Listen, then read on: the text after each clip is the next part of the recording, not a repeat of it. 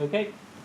So, do you want to start off, Mark, with just telling me about the different types of research you've done on this project? Yeah, we did primary research, so we looked at a focus group, which what was effective in a way made me think of different. It inspired me really to do different things, even though a lot of the feedback they gave I didn't particularly agree with it because it's a film about an extreme game of tag. It's meant to be stupid but realistic at the same time, and they were saying, why not put lasers in it? And I don't think it wouldn't be the right tone because we weren't looking for a video game or sci-fi type thing. It was meant to be comedy adventure.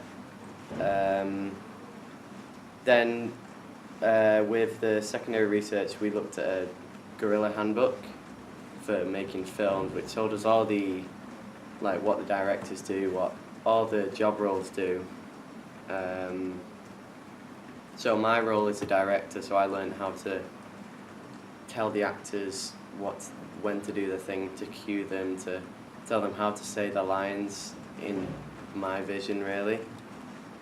We did questionnaires as well, which they came back a bit different because everyone said they liked Edgar Wright as a director because of his visual comedy, but then contradicted themselves when asked what kind of comedy they like, and they said verbal instead of visual. I watched a lot of videos about different types of editing and directing. So I watched a video about Scorsese and how he does loads of different cuts. There's a cut called the bulb cut, which is like it flashes, usually done with like a flashbulb camera kind of thing.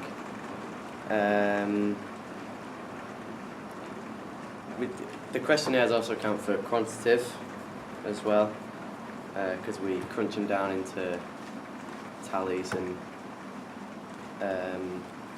pie charts. We just researched. There was websites. So one of the type of themes we went with was satire.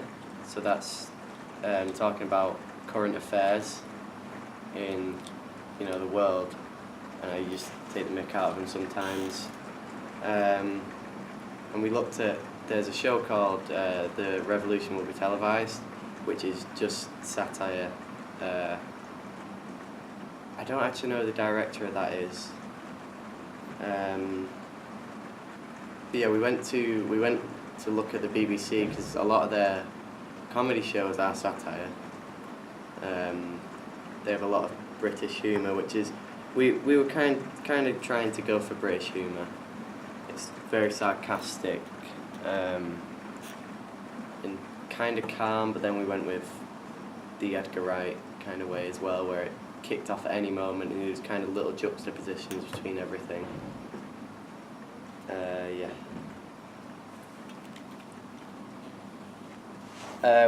We looked at, when I was researching directors, I looked at the screenplay for Goodfellas, which had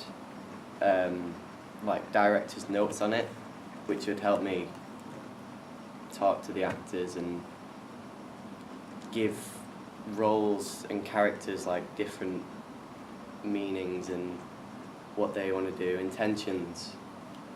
And then, like I said before, the Guerrilla Handbook just taught a lot of things to do with the job roles and the budgeting as well. We needed to budget our equipment, so the camera, the tripod, shotgun mic.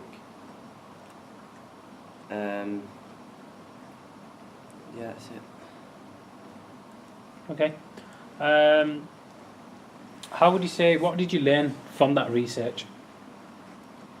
We learned that people they want to like visual comedy, but it's really hard to. Visual comedy is dying out now. A lot of films just do their own thing, and it's not really funny. But people still want it, but they're not getting it, so they just have to settle with verbal comedy and slapstick, which is kind of dying out now.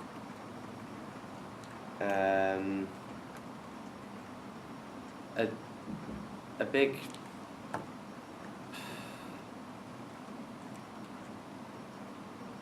Okay, carry on. I don't know. Okay, so you're talking about your research, and you're talking about what you learned. So think about how that links back to like your job roles and stuff like that. Right.